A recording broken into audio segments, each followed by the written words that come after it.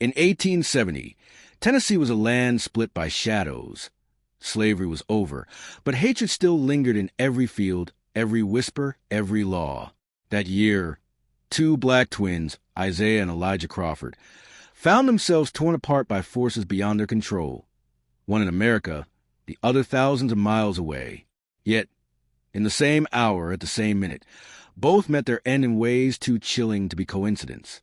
Was it fate, cruelty, or something far more sinister? Tonight, we uncover the impossible death of the Crawford twins and the racism that followed them across continents. Isaiah and Elijah Crawford were born into chains, but by 1870, they were free men, or so the law claimed, raised on the farmlands outside of Nashville.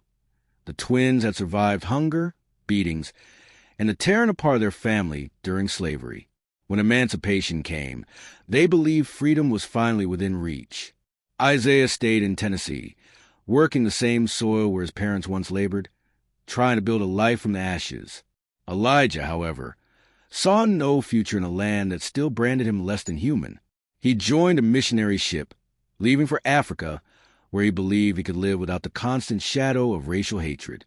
Despite oceans between them, the brothers remained connected, writing letters filled with hope, grief, and determination to many in their community. They were symbols of resilience, living proof that survival was possible even in the face of unimaginable cruelty. But Tennessee was not a safe place for a free black man. Across the South, the Ku Klux Klan was spreading terror, and freedom often meant little more than surviving another day without a rope around your neck. Elijah's letters warned Isaiah, "Distance may save you, brother, but hatred knows no borders." Neither of them knew how true those words would become, because in the fall of 1870, the twins' lives, though separated by thousands of miles, would be ripped away in a way no one could explain. And it all began with a single night of violence that Tennessee would never forget. Isaiah's trouble began quietly. At first, it was threats carved into his door, a noose left hanging from a tree outside his cabin. Neighbors whispered that the Crawfords were too proud, daring to farm their own land instead of working for the white landowners who wanted them broken and dependent. Isaiah stood tall, but every day his survival became more fragile. One evening, as he walked home from the fields, he heard voices, men cloaked in white, their laughter cold, carrying torches that lit up the dark woods. He ran, his heart pounding, but he knew what it meant when the night filled with the sound of horses and boots. Tennessee was bleeding, and Isaiah was marked. At the same time, thousands of miles away, Elijah was facing his own trials. Though he had crossed the Atlantic, he carried the scars of slavery wherever he went. In West Africa, he tried to build schools to preach hope, but even there he was seen as an outsider.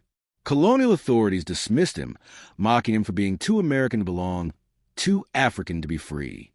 He was stranded between two worlds that refused to claim him. Letters from Isaiah gave him strength, but in his last message, Isaiah's words trembled. "They watch me at night.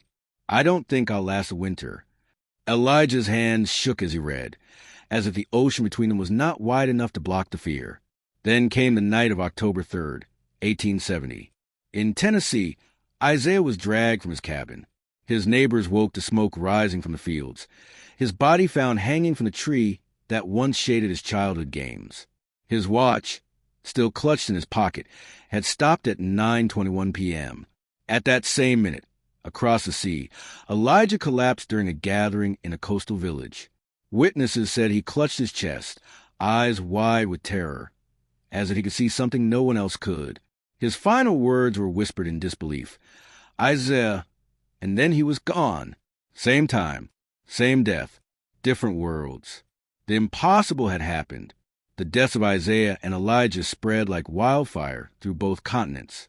In Tennessee, black families wept in silence, knowing that Isaiah's murder would never see justice. The sheriff called it a dispute gone wrong.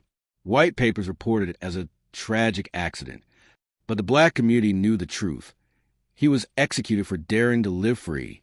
Meanwhile, in Africa, Elijah's sudden death was written off as weak health, though villagers insisted they had never seen such terror in a man's face. His watch, a gift from Isaiah years earlier, was found stopped at the exact same time as his brother's. For those who saw it, the coincidence was too sharp, too chilling. But beyond coincidence, there was something more, a cruel reminder that no matter how far they ran, racism found them both. Isaiah threw the rope, Elijah threw the weight of a world that refused to let him belong. Two brothers, two continents, one fate. The climax of their story wasn't just their deaths. It was a message carved into history. You can escape chains, but not the hatred that forged them. And for the Crawford twins, that hatred stretched across oceans, binding them even tighter than blood ever could. The Crawford twins were buried an ocean apart, yet their story was bound together in whispers, letters, and memory. For generations, black families in Tennessee told of Isaiah's bravery, of how he refused to bow even when death came for him. And in Africa, Elijah's name was spoken by villagers who remembered a man who tried to build bridges between two wounded worlds. But their story does not rest quietly in the past. It echoes forward, a haunting reminder that racism is not confined by borders, oceans, or time.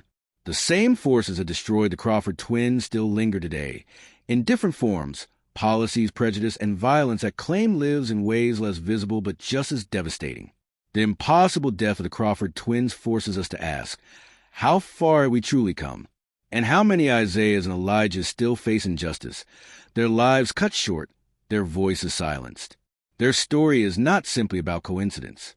It's about the invisible chains that follow black lives across the world, across centuries. It's about how hatred travels, transforms, and endures. And so, as you leave the story behind, ask yourself, what will it take to finally break those chains?